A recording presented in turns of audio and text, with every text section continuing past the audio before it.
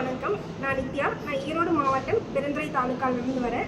நான் இப்போது நடந்து முடிஞ்ச டிஎன்பிசி குரூப் 1 சர்வீசஸ் எக்ஸாமில் ரேங்க் 10 எடுத்து டெப்டி கலெக்டர் போஸ்டிங் வந்து சூஸ் பண்ணியிருக்கேன். நான் பிஎஸ்சி அக்ரிகல்ச்சர் என்னோட கிராஜுவேஷன் நான் 2019 பிஎஸ்சி அக்ரி கம்ப்ளீட் பண்ணேன். அண்ட் தென் வந்து 2019 காலேஜ் முடிச்சதுக்கப்புறம் நான் சிவில் சர்வீஸ் எக்ஸாமுக்காக ப்ரிப்பேர் பண்ண ஸ்டார்ட் பண்ணேன். 2020 நடந்த குரூப் 4 எக்ஸாமில் ஜூனியர் அசிஸ்டண்ட்டாக செலக்ட் ஆகி 2 இயர்ஸ் 2020 2022 வரைக்கும் ஜூனியர் அசிஸ்டண்ட்டாக 2 இயர்ஸ் ஒர்க் பண்ணுவேன். அண்ட் தென் வந்து டிஎன்பிசி மூலமாக next 2021 agricultural officer exam call for வந்துச்சு.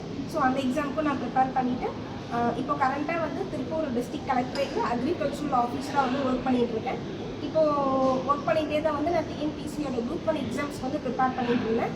இப்போது இதோட குரூப் 1 வந்து 3 stage of examination: prelims, mains and interview. Prelims வந்து நான் செல்ஃபாகவே ப்ரிப்பேர் பண்ணிவிட்டேன்.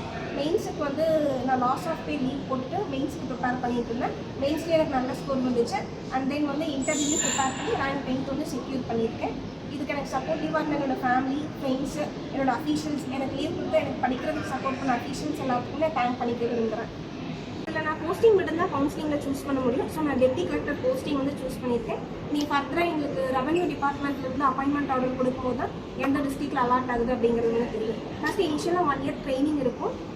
ட்ரைனிங்கில் சென்னையில் அண்ணா இன்ஸ்டியூட் ஆஃப் மேனேஜ்மெண்ட்டில் 1 மந்த் ட்ரைனிங் முடிச்சதுக்கப்புறம் ஏதாவது ஒரு டிஸ்ட்ரிக்ட் கலெக்டரேட் கூட அட்டாச் பண்ணுவாங்க. ஸோ அந்த டிஸ்ட்ரிக்டில் நம்ம ட்ரைனிங் அண்டர்கவுன் பண்ணிட்டு ஆஃப்டர் 1 இயர்க்கு அப்புறம் ரெகுலர் போஸ்டிங் வந்து கிடைக்கும். படித்ததுனால எனக்கு வந்து படிக்கிறதுக்கு அவ்வளோ டைம் வந்து கிடையாது. நான் டிஸ்ட்ரிக்ட் கலெக்டரேட்லேயே ஒர்க் பண்ணிட்டு இருக்கனால நான் வீட்டுக்கு போய் ரீச் ஆகிறதுக்கே வந்து நைட்டு 9 ஆகிடும். ஸோ நைட்டு ஒரு 2 ஹவர்ஸ், ஒரு மார்னிங் ஒரு 3 ஹவர்ஸ் அந்த மாதிரி தான் எனக்கு வந்து படிக்கிறதுக்கான டைம் கிடைச்சிது. ஸோ இந்த ஷார்ட் பீரியடில் படிக்கிறது கொஞ்சம் டிஃபிகல்ட்டாக இருந்துச்சு. இப்போ நீங்கள் உங்களுக்கு ஈரோடு மாவட்டத்திலே தான் நீங்கள் வீடு இல்லையா? வீடு ஃபுல்லாக அங்கேயே தான். காலையில் அங்கேருந்து எத்தனை மணிக்கு கிளம்பி வந்துடுவீங்க? இங்கே நான் அங்கே 8 o'clock பஸ் ஏறிடுவேன். அப்போ தான் இங்கே 10 o'clock வந்து ரீச் ஆக முடியும். ஸோ படிக்கிறதுக்கான டைம் வந்து கொஞ்சம் லிமிட்டடாக தான் இருந்துச்சு. அந்த ட்ராவல் டைம் வந்து நான் யூஸ் பண்ணிட்டு படிக்கிறதுக்காக.